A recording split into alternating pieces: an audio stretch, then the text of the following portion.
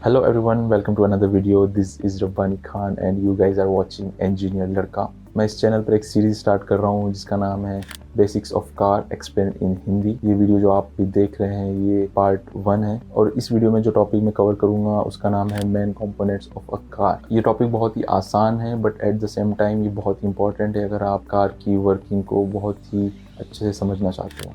Most of the time क्या होता है कि जब आप गाड़ी के बारे में जानना चाहते हो और उसको समझने की कोशिश करते हो तो इतने सारे पुर्जे देखकर हमें समझ में नहीं आता कि शुरू कहाँ से करें और इसी वजह से काफ़ी परेशानी होती है अगर आप कोई बिगिनर हो तो सीखने में। इसीलिए कार्स की वर्किंग और उसकी एनाटॉमी को आसानी से समझने के लिए उसे 6 मेन कंपोनेंट्स में बांटा जाता है। इन 6 मेन कंपोनेंट्स में फर्स्ट है बेसिक स्ट्रक्चर, सेकेंड है पावर यूनिट, थर्ड है ट्रांसमिशन यूनिट, फोर्थ है कंट्रोल यूनिट, फिफ्थ है ऑक्सिलरीज और सिक्स्थ है सुपर स्ट्रक्चर। अब एक एक करके मैं इन सभी पर बात करूंगा। पहला है बेसिक स्ट्रक्चर। बेसिक स्ट्रक्चर हम उस यूनिट को कहते हैं जिस पर कि हम बाकी की बची हुई 5 यूनिट्स को माउंट करते हैं या फिर अटैच करते हैं। बेसिक स्ट्रक्चर के अंदर जो चीज़ें आती है वो है फ्रेम, सस्पेंशन, एक्सल, व्हील्स। ये सारी चीज़ें बेसिक स्ट्रक्चर के अंदर आती हैं।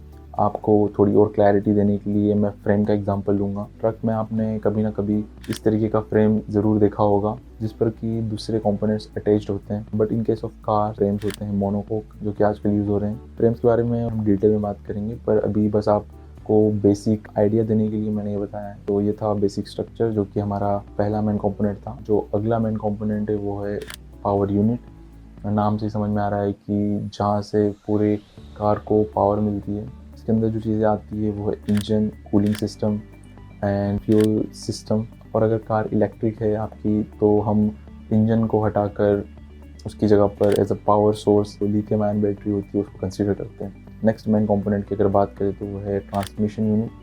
अब जो पावर हमें पावर यूनिट से मिली है उसे व्हील्स तक पहुंचाने का जो काम है वो ट्रांसमिशन यूनिट का होता है। उसके लिए रिस्पॉन्सिबल ट्रांसमिशन यूनिट है। इसके अंदर जो चीज़ें आती है वो है clutch, transmission, differential, these all are the part of transmission unit. जो नेक्स्ट मेन कंपोनेंट है वो है कंट्रोल यूनिट। नाम से इजीली पता चल रहा है हमें इसके अंदर वो सारी चीज़ें लाई करेगी जो कि गाड़ी को कंट्रोल करने में हेल्प करती हैं। For example steering system, brakes, throttle etc. Let's move to the next main component of an automobile which is auxiliaries. Auxiliary के अंदर वो सारी चीज़ें आती हैं जो कि कार की परफॉर्मेंस को इन्हांस करने के लिए यूज़ होती हैं। फॉर एग्जांपल इलेक्ट्रिक सिस्टम जिसकी वजह से हेडलाइट, टेल लाइट और एयर कंडीशनिंग सारी चीज़ें वर्क करती हैं। ऑल्सो एग्जॉस्ट सिस्टम भी इसी का एक पार्ट है। एट लास्ट जो मेन कॉम्पोनेंट है वो है super structure. Super structure comprises of the outer body shell of the vehicle including door, window, roof and other body panel. अब एक बात जो यहाँ ध्यान रखने वाली है वो है कि